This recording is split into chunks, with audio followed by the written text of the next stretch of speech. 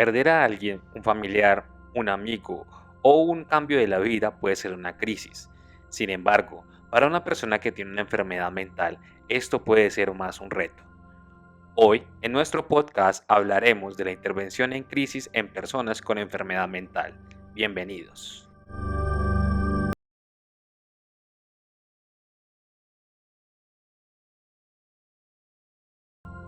La teoría de la crisis supone que estas son parte de la vida, de todos los humanos y que no son en por sí misma un reflejo de patología o de una enfermedad mental.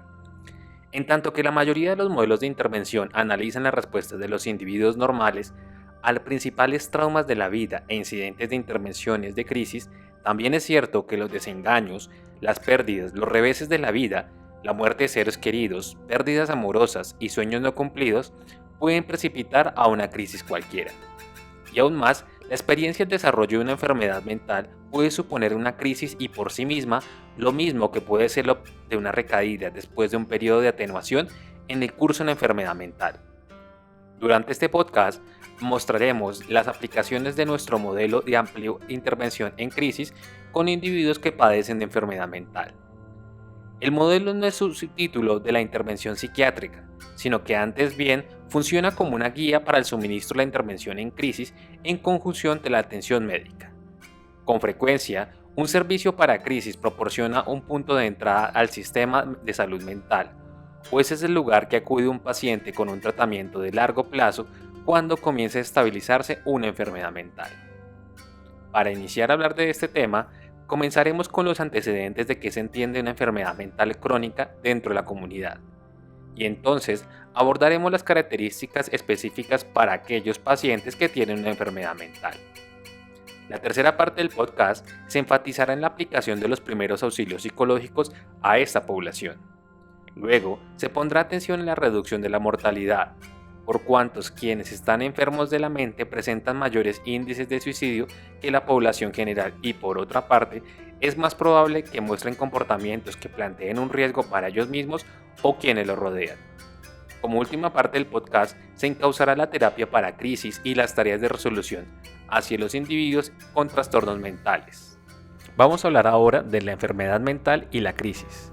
Existen algunas características de la enfermedad mental y su relación con la crisis que tienen un efecto directo sobre las estrategias de intervención. Los síntomas.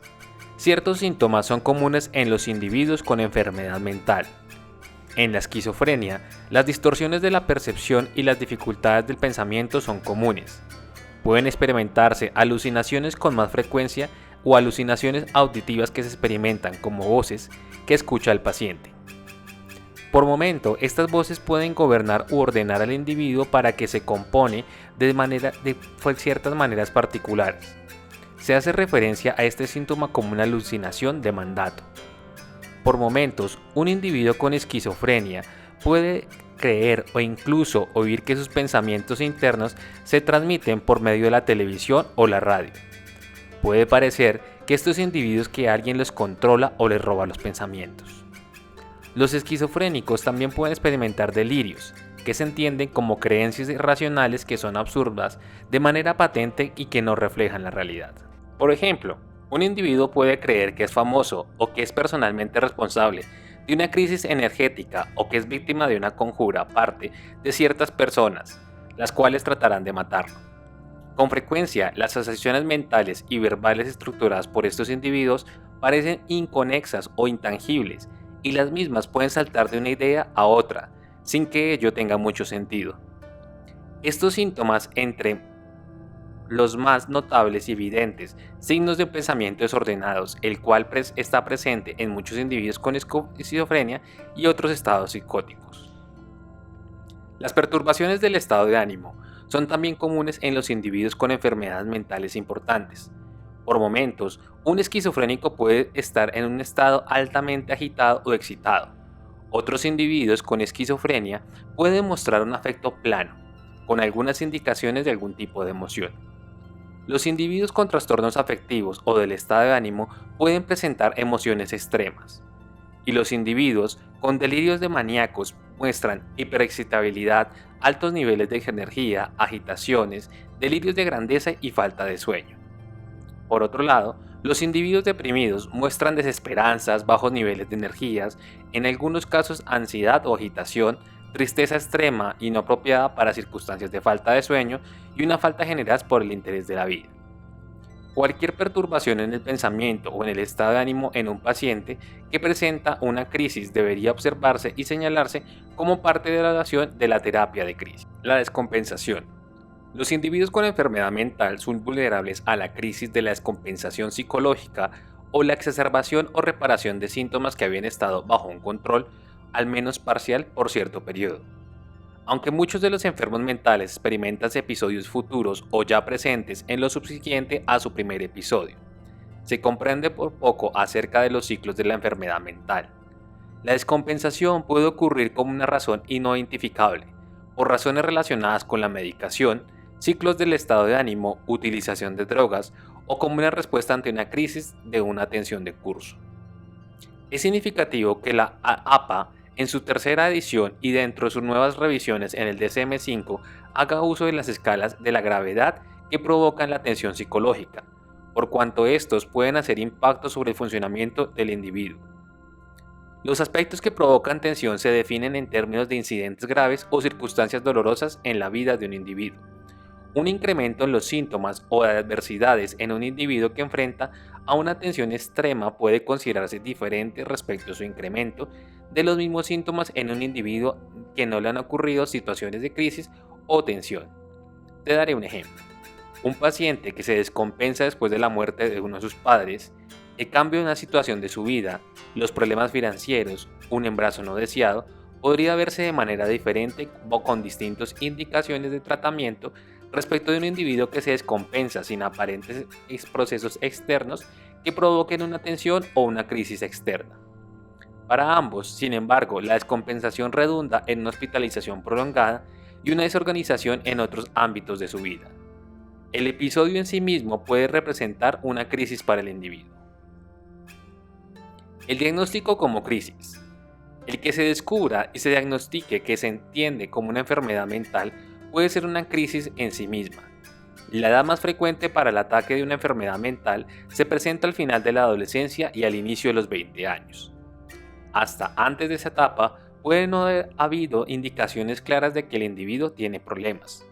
Por momentos, el inicio de la enfermedad puede ser lento e insidioso, y modo inicial puede aparecer por parte de la adolescencia normal.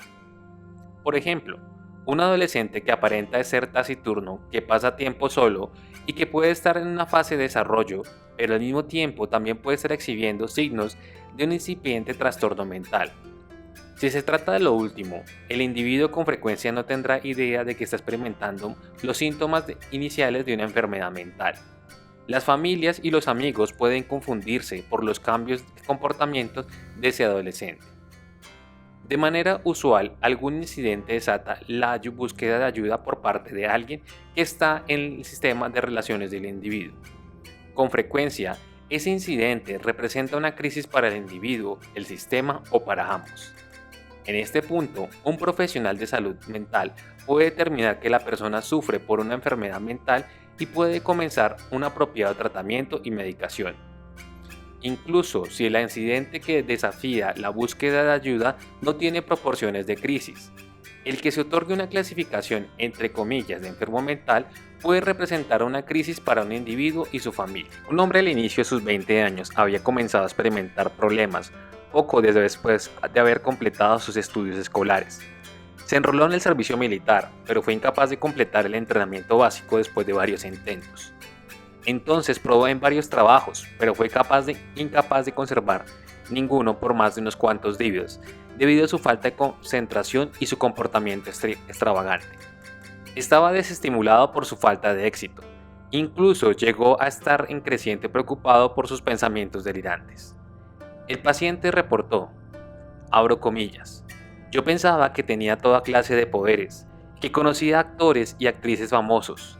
Pensaba que había embarazado a una conocida, aunque oficialmente difícilmente la conocía y nunca la había tocado. Pensaba que estaba obteniendo mensajes especiales de la televisión.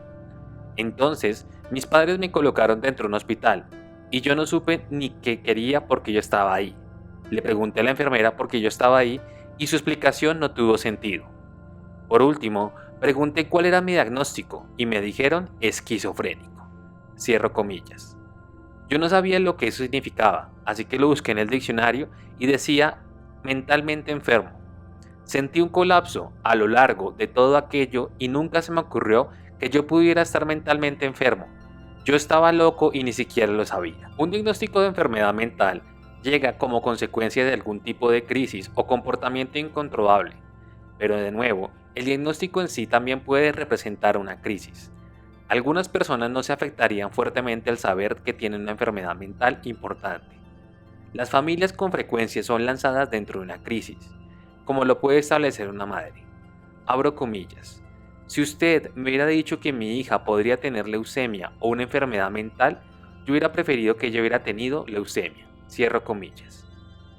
La ignorancia y el resultante estigma con respecto a la misma de la enfermedad mental con frecuencia complica el proceso de aceptación del diagnóstico y la comprensión de la enfermedad mental. Aún más, la enfermedad mental puede redundar en las deficiencias de pensamiento y estado de ánimo. Pueden hacer aún más difícil la comprensión y el enfrentamiento con el diagnóstico.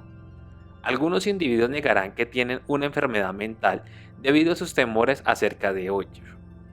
Otros, en especial aquellos con cuyos síntomas incluyen la paranoia y pensamiento delirante, pueden denegarlos como parte del deterioro en el pensamiento. Limitaciones impuestas por la enfermedad mental.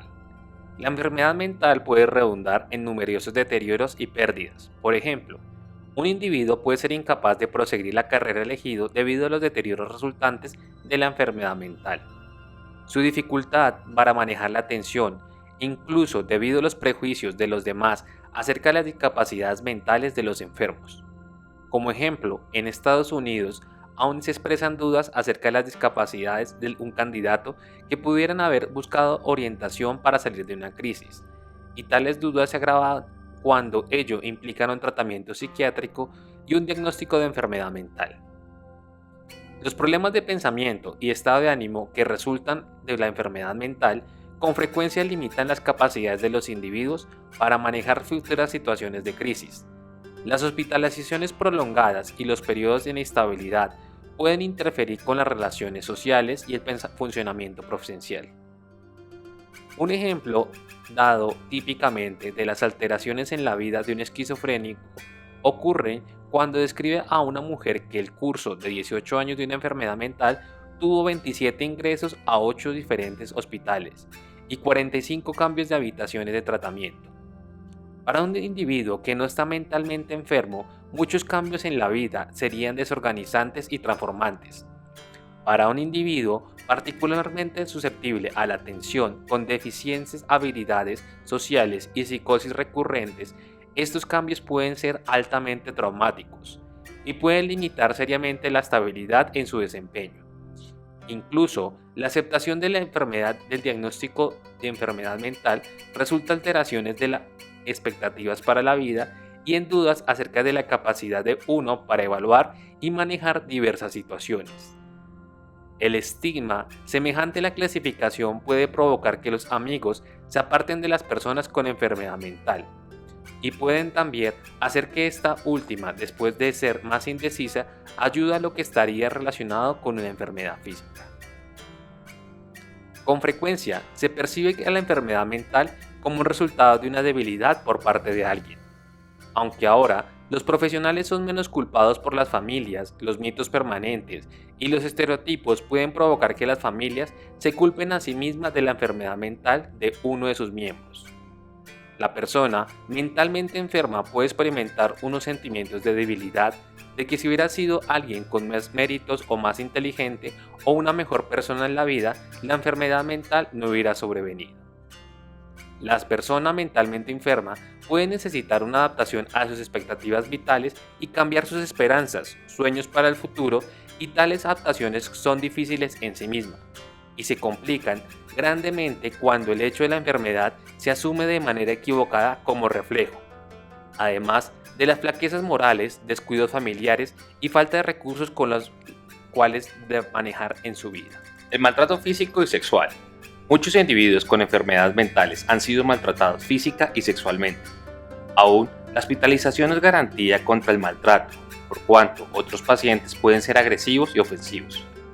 Una persona mentalmente enferma a quien se convierta en víctima con frecuencia tiene menos a qué recurrir que los demás individuos.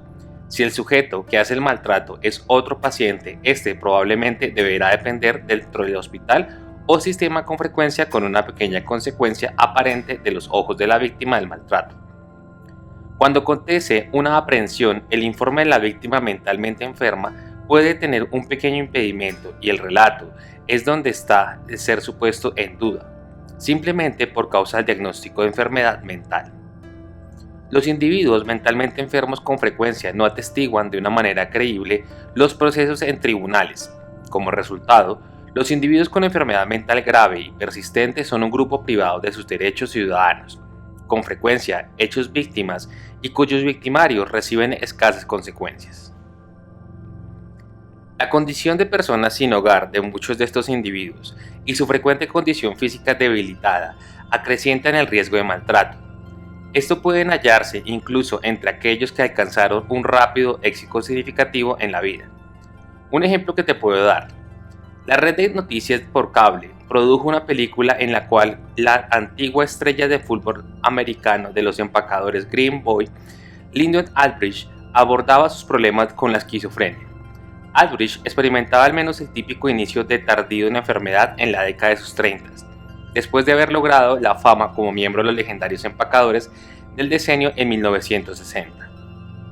El jugador notó que él tenía una ventaja en cuanto había conocido el éxito y tuvo algún sentido de identidad antes de su enfermedad mental. Aún así, momentos de su enfermedad estuvo sin su hogar, viviendo en las calles y comiendo todo lo que se hallaba en sus botes. Su anillo conmemorativo del campeonato del Supertazón 2 se lo robaron cuando dormía en las calles. Los individuos con enfermedad mental, incluso los grandes atletas, con frecuencia se convierten en blancos fáciles de abuso. Ahora bien, vamos a hablar de la aplicación de los primeros auxilios psicológicos. Los principales objetivos de los primeros auxilios psicológicos son el proveer el apoyo, reducir la mortalidad y el ayudar al paciente a enlazarse con otros recursos necesarios. En situaciones de emergencias con pacientes mentalmente enfermos, con frecuencia los pasos para reducir la mortalidad deben darse antes de que puedan seguir su curso con otras intervenciones. Con frecuencia dan pasos los policías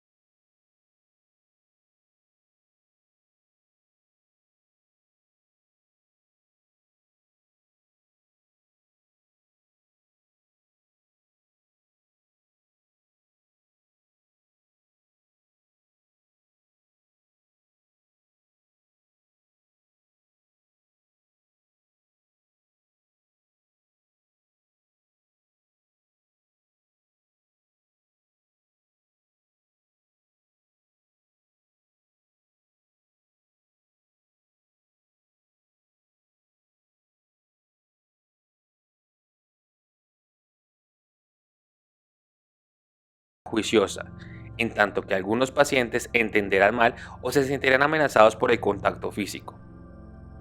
Un paciente que esté extremadamente agitado y atemorizado y un asistente no deberá compartir sus propios sentimientos de ansiedad con respecto a la situación.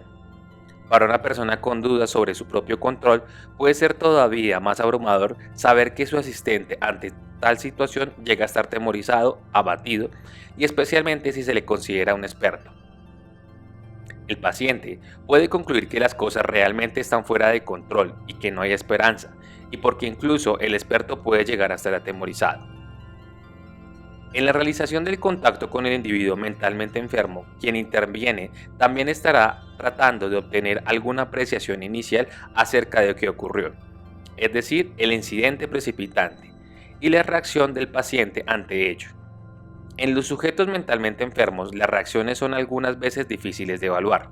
Algunos individuos en estados maníacos pueden ser extremadamente hiperreactivos, pueden necesitar que se les dé y en otros casos, especialmente como la esquizofrenia, muestran un muy poco afecto o una escasa respuesta emocional. La dificultad que tales individuos tienen con frecuencia para expresar emoción no debería engañar al asistente como para creer que la persona no está en crisis. El profesional no deberá presionar a tales individuos para mayor expresividad emocional, pero deberían observar y aprobar qué afecto es capaz de expresar el paciente. Segundo punto, el análisis de las dimensiones del problema. Una vez que se ha realizado el contacto psicológico y se ha establecido cierta empatía, el asistente se enfoca sobre el análisis de las dimensiones del problema o la situación. En la actualidad, este proceso puede haber comenzado desde el momento en que el asistente ve por primera vez al paciente. Las observaciones acerca de este y de sus procesos de pensamiento y emociones se están haciendo ya en tanto que el profesional puede elaborar una hipótesis tentativa con respecto al funcionamiento general del paciente, así cuando está en crisis de la misma. Al definir un problema con enfermedad mental de que fue llevado para la atención de un proveedor de servicios clínicos, el profesional debe buscar una respuesta para la pregunta: ¿de quién es el problema? Con frecuencia, los individuos que se comportan en una actitud agresiva o conflictiva serán llevados a un lugar de servicio para una crisis de un tercero, tal como un oficial de policía, un amigo o miembro de la familia. Por momento, la persona mentalmente enferma no considerará que está en crisis, pero el comportamiento del individuo habrá creado una crisis dentro del sistema, lo mismo en la comunidad o que en su familia. Un ejemplo que te puedo dar. Una familia puede haber llegado a estar abrumada al tratar de satisfacer las necesidades de un pariente mentalmente enfermo, y un comportamiento particular puede ser, comillas, la gota que derrama el vaso, lo que lanza a la familia dentro de un conflicto y una crisis, incluso si el individuo no cree que está en crisis a sí mismo. En este punto, el profesional deberá enfocar las intervenciones hacia la resolución de problemas de la familia, en lugar de enfocarse sobre la resolución de problemas idéntica como el problema. Con frecuencia existen soluciones temporales que pueden traer consigo alivio y pueden apoyar a la familia sin crear para el individuo mentalmente enfermo como podría hacerlo la hospitalización. Las soluciones temporales potenciales pueden estar disponibles, por ejemplo, albergues para crisis o atención en su reposo, los programas para apoyo familiar. Aunque éstas no se identificarán de manera despedida si desde el principio no se hace una distinción con respecto a quién está en crisis. Así como los conflictos cognitivos pueden interferir en la realización del contacto, los mismos pueden complicar el análisis de las dimensiones del problema.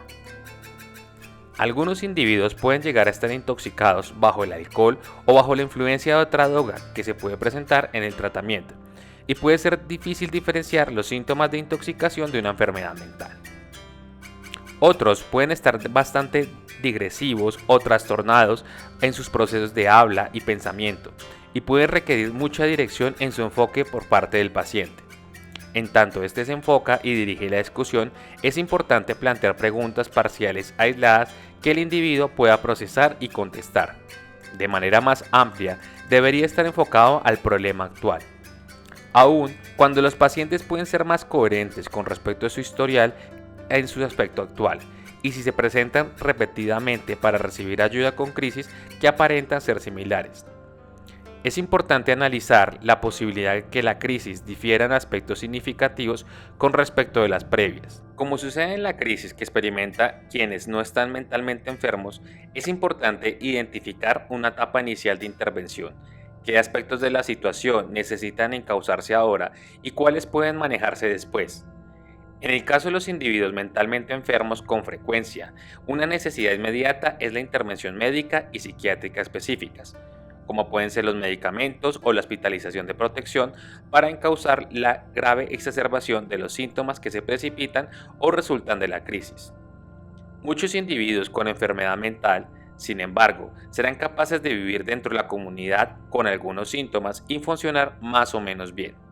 Para otros, los pensamientos delirantes y las alucinaciones pueden estar presentes aun cuando la enfermedad mental esté relativamente bien controlada, lo cual significa que la exacerbación de los síntomas no necesariamente es el aspecto más apremiante de la crisis. Por ejemplo, el asistente deberá permitir los procedimientos comunes de desviación al ayudar a una víctima de violación. El impacto del incidente sobre los síntomas psicológicos siempre debe evaluarse, pero el problema inmediato no es una enfermedad mental, sino las consecuencias físicas y emocionales de haber sido víctima de un ataque sexual. Tercer paso, el análisis de las posibles soluciones.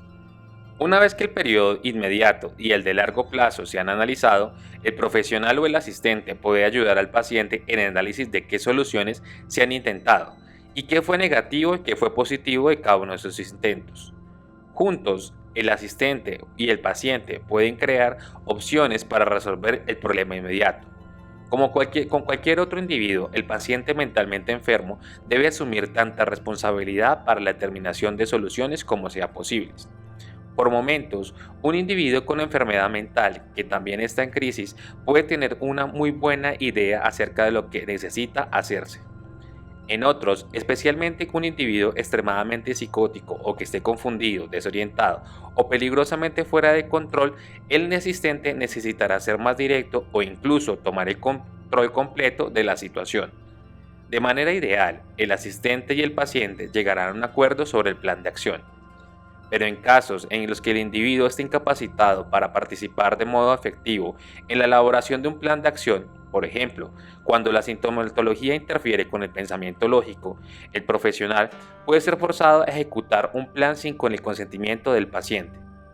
Cuando la crisis implica la exacerbación de los síntomas o cuando ésta sea el primer obstáculo para resolver la crisis, el primer paso será probablemente manejar la sintomatología mediante la medicación, hospitalización o ambos, en algunos casos en ambos.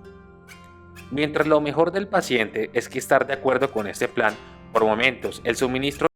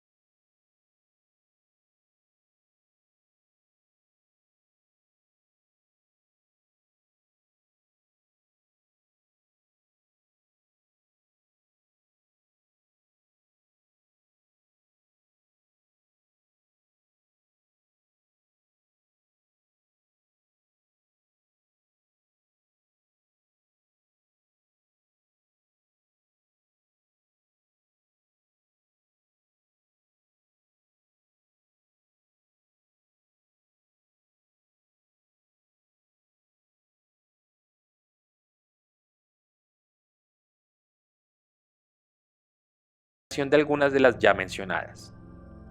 Los autores destacan que el 60% de los pacientes en este estudio fueron rehospitalizados por razones puramente médicas o sociales y no por prescripción psiquiátrica.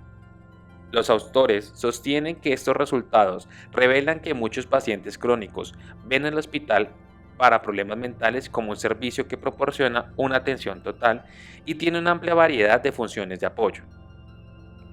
El que tales pacientes de manera típica utilicen los servicios psiquiátricos de manera atención externa para satisfacer sus necesidades no psiquiátricas sugiere una carencia de apoyos comunitarios, que incluye los ambientes adecuados, supervisados o las casas de existencia para crisis. Dado el principio de utilizar alternativas menos restrictivas, lo cual puede estar codificado bajo las leyes de cada país, es razonable concluir a partir de este estudio de Harris y sus colaboradores que tales servicios pueden estar disponibles dentro de una comunidad. Otro estudio, no obstante, sugiere que evitar la hospitalización a toda costa también tiene unos peligros latentes. Las investigaciones de Berham hacen notar que la hospitalización inicial puede minimizar la prolongación y gravedad de un episodio psicótico y observa que, entre comillas, los frecuentes intentos por evitar la hospitalización conducen a que ésta sea más prolongada después.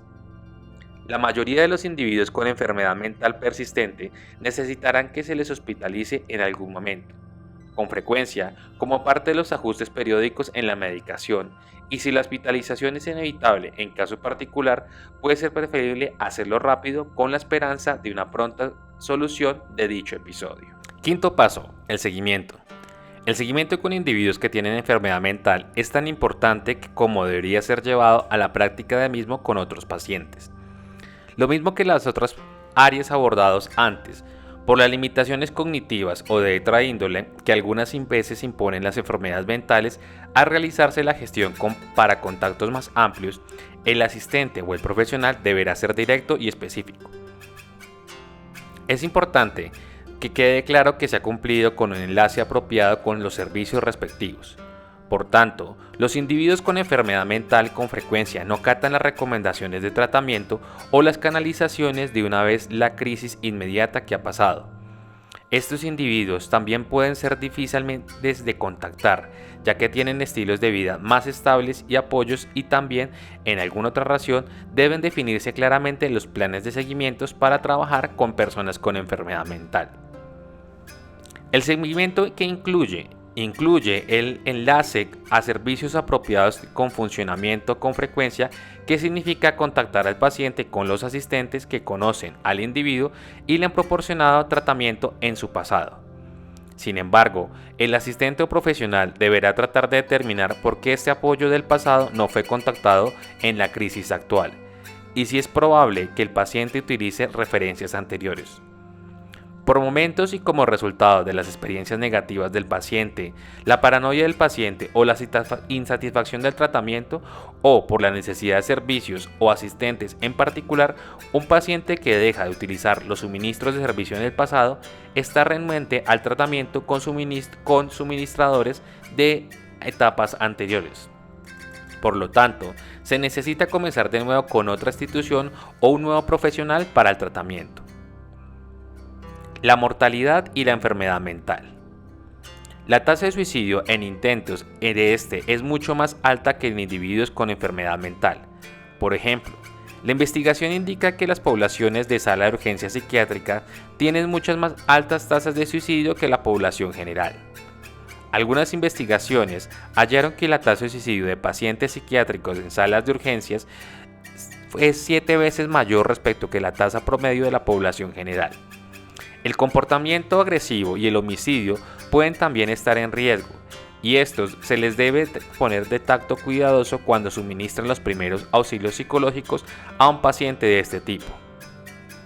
La investigación que por muchos años se ha señalado que los individuos con enfermedad mental están en mayor riesgo de recurrir en el suicidio. Los muestreos en individuos que se han quitado la vida han mostrado altos índices de hospitalización psiquiátrica y trastornos mentales, especialmente en la depresión, alcoholismo y esquizofrenia. El proceso de evaluación del riesgo de suicidio en los enfermos mentales se parece a lo que hemos hablado para cualquier individuo, pero la naturaleza de la enfermedad mental y los factores relacionados son variablemente particulares e importantes en la evaluación de la mortalidad en los individuos mentalmente enfermos. Por ejemplo, se ha establecido a lo largo del tiempo una relación entre la depresión y el suicidio. El consumo de sustancias químicas aumenta de manera más amplia el riesgo de suicidio. Una persona mentalmente enferma que está consumiendo alcohol o drogas o cualquier diagnóstico dentro de aumenta un mayor riesgo con enfermedad mental previo al consumo de sustancias. El riesgo elevado del suicidio puede persistir e incluso peorar después de que se han comenzado las intervenciones. Un ejemplo muy conocido de este hecho es que en los individuos deprimidos a quienes recientemente se les inició la medicación, el riesgo de suicidio puede estar más alto por unas cuantas semanas. Este efecto se piensa que puede recurrir en cuanto los antidepresivos con frecuencia mejoran los niveles de energías para los estados de ánimo. Un individuo deprimido que anteriormente no había tenido la energía para cometer el suicidio, después de que inicie la medicación puede tener más energía, con la cual sus planes de suicidio pueden estar presentes. También, pero sin tener un nivel de mejoría en sus niveles de desesperanza y depresión, han encontrado que hay un nivel de relación. Los testimonios son variados con respecto al impacto del pensamiento sobre el riesgo de depresión de suicidio. Una investigación de Rose halla que los pacientes deprimidos que estaban en delirio fueron 5 veces más probables de comisores de suicidio que aquellos que no lo deliraban. Estas investigaciones no hallaron ninguna indicación sobre los delirios que fueran de mayor nivel de depresión y sugieren un mayor riesgo de suicidio. Los individuos diagnosticados con esquizofrenia se quitan la vida con índices mucho más altos que la población general.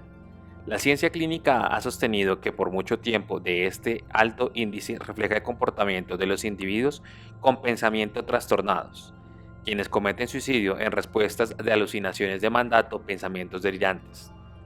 Investigaciones de Bechler sugieren que los esquizofrénicos no se quitan la vida por ser esquizofrénicos, sino porque saben que la esquizofrenia o están bajo el mandato de convertirse en tales y desean evitarse dicho destino. Desde esa perspectiva, los esquizofrénicos cometen el suicidio en un momento de tal que han experimentado una crisis en la enfermedad mental y que tienen conciencia de los efectos delirantes de la misma. Así, los esquizofrénicos son como los demás que llegan a tener situaciones desesperanzas y deprimidos debido a una cara enfermedad crónica o discapacitantes. Semejante concepto puede explicar que los jóvenes esquizofrénicos evitan o están en mayor riesgo que las personas con otros trastornos depresivos como puede ser la depresión crónica. El comportamiento agresivo. Los individuos generalmente con enfermedades mentales e importantes son notablemente no violentos. Sin embargo, individuos en particular pueden ser agresivos. Existe abundante bibliografía acerca del manejo de la violencia y la agresividad en hospitales de problemas mentales. Incidentes anecdóticos dentro de la comunidad atrajeron en gran cantidad la atención de los médicos de comunicación y estimularon la percepción errónea de los enfermos mentales que son invariablemente peligrosos y violentos. Se sabe que los esquizofrénicos en la comunidad tienen más altos índices de aprehensión por crímenes contra la propiedad y población general. Esto puede reflejar más altos índices de ese comportamiento violento. De manera alternativa, y ello puede hacer el hecho que los policías recurran al arresto como una vía de sustraer de la comunidad a los individuos, cuyo pensamiento y comportamiento ha llegado a ser lo suficientemente agresivo como para no garantizar la relación en su comunidad. Ahora vamos a hablar de la automutilación y otros comportamientos de daño autoinfligidos. Los servicios para la crisis de manera común se encuentran con individuos que, aunque no necesariamente desean o intentan cometer un suicidio, se provocan daños a sí mismos de manera intencional. La automutilación grave es un fenómeno relativamente infrecuente que ocurre en individuos muy perturbados. Algunos individuos extremadamente psicóticos se realizan la automutilación por razones psicóticas delirantes o en respuestas a alucinaciones de mandato. De manera general, estos individuos están obviamente fuera de contacto con la realidad, y la automutilación es de manera grave y extravagante. Por ejemplo, genitales, ojos son blancos más frecuentes en estos individuos. El comportamiento extravagante que autoinflige un daño con frecuencia es peligroso, en grado suficiente y los síntomas psicóticos, lo bastante como para que se requiera una hospitalización con frecuencia a largo plazo y el tratamiento intensivo. En algunas situaciones agudas, estos pacientes necesitan colocarse en reclusiones para protegerse de los intentos de automutilación o herirse de manera a sí mismos. Se encuentra de manera más común con largos periodos de historial de comportamientos clasificados como intentos de suicidios, lo que puede incluir sobredosis de medicamentos e incidentes relativamente superficiales de incisiones en muñecas u otro tipo de daño autoinfligido, para lo cual han buscado ayuda por su propia cuenta. Con frecuencia, con estos individuos, el daño autoinfligido consiste en cortes superficiales sobre las muñecas o los antebrazos. Esto lo precipita con frecuencia la amenaza o realidad de pérdida u otros conflictos interpersonales. Antes del acto de corte, el individuo de manera típica siente una cantidad creciente de tensión, con frecuencia acompañada de ira, odio contra sí mismo y depresión. La cantidad de tensión hasta ese punto son intolerables. En ese momento, el individuo generalmente se aísla con frecuencia. Justamente antes, durante el corte, el sujeto entra en un estado de personalización y no experimenta dolor físico. El acto de corte con frecuencia trae consigo inmediato un alivio de tensión. Con frecuencia, la reducción de la tensión es el objetivo principal explícito de este comportamiento, más que cualquier intento de suicidio, aun cuando no sea explícito por motivo real pero inexpresado. Tales individuos plantean un reto para los asistentes de crisis, por su frecuencia en la utilización de los servicios de las mismas. De hecho, ellos pueden aparentar estar en crisis permanente. Las investigaciones de Marcus así lo describen, con individuos que muestran un patrón de caos estable. A tales individuos con frecuencia se les asocia con el trastorno límite de personalidad, por cuanto la descripción relacionada con este diagnóstico incluye una marca de inestabilidad en el comportamiento y en el estado de ánimo, que redunda en una presentación sumamente variable al paso del tiempo. Tales individuos son difíciles de diagnosticar con una alteración individual. Estos sujetos son mejor diagnosticados y controlados por los profesionales a los que les han observado con el paso del tiempo. Es, sin embargo, posible al personal de los crisis identificar los usuarios residentes de prestaciones, ciertos patrones de comportamientos, utilizaciones de servicios y características relacionadas. Los residentes crónicos con frecuencia producen reacciones extremadamente negativas de parte de quienes los atienden. Estos individuos pueden de manera repetitiva acercar y ayudar a el tratamiento. Pueden quejarse con frecuencia de estar en crisis y aún así parecen no beneficiarse de las intervenciones. Estos individuos tienen un patrón de comportamiento duradero en los que responden con técnicas desadaptativas de enfrentamiento y con frecuencias pocas opciones, de hecho, fuera de lesionarse a sí mismos. Debido a la dificultad del control en estos pacientes, las instituciones de atención con crisis con frecuencia consideran la hospitalización de pacientes internos como la última alternativa de tratamiento. Sin embargo, las investigaciones de Reynolds argumentan que la hospitalización puede en realidad fomentar la patología del paciente y reforzar las estrategias desadaptativas por parte del mismo. En ese mismo lío, Dawson sugiere que los pacientes que se les diagnostica un trastorno límite de personalidad buscan definirse a sí mismos en relación a las instituciones sociales. Las mujeres con mayor frecuencia en las instituciones de salud y los servicios sociales, y los varones con mayor frecuencia en las instituciones de ejecución legal y correccionales. Al mismo tiempo, mientras que puede ser preferible en el aspecto terapéutico la decisión de no proceder a la hospitalización, esta contiene riesgos. El comportamiento autoinfligido no necesariamente indica intención de suicidio. Baines destaca que algunos intentos de suicidios son expresados porque quieren reflejar una tentativa y aumentar la respuesta por parte de los profesionales. Pero incluso un intento de suicidio, la negación de respuesta puede ser potencialmente peligrosa, porque estos pacientes pueden correr riesgos extremos para aparentar que realmente son suicidas. Los individuos pueden proponerse realizar comportamientos que no sean mortales, pero pueden errar en su cálculo y quitarse la vida. continuación te comparto algunas recomendaciones para la hospitalización en algunas circunstancias. Primero, cuando el individuo se propone de manera clara cometer un suicidio. Segundo, cuando no existe un claro suicidio pero existen las siguientes indicaciones. A. Que el individuo se involucra con un comportamiento potencialmente mortal para convencer a los demás de la seriedad en tanto manifestado. B. Indicaciones de que el individuo puede errar en el cálculo de mortalidad de un comportamiento que se pretende que no lo sea. Y por supuesto, por cuán difícil sea llegar a los semejantes en conclusiones de manera definitiva. El ambiente en el cual regresar al individuo si no se hospitaliza debería ser un factor de decisión. Si se recurre entonces a la hospitalización, si en el ambiente existe una supervisión o estabilidad de inmunidad con respecto a los que producen la crisis. Todo ello en un nivel suficiente podría facilitar la hospitalización de un paciente.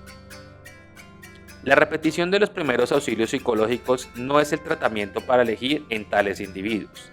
Estos están en la necesidad de intervenciones que los ayudarán a aprender o modificar su estilo cognitivo y sus aptitudes para la resolución de problemas.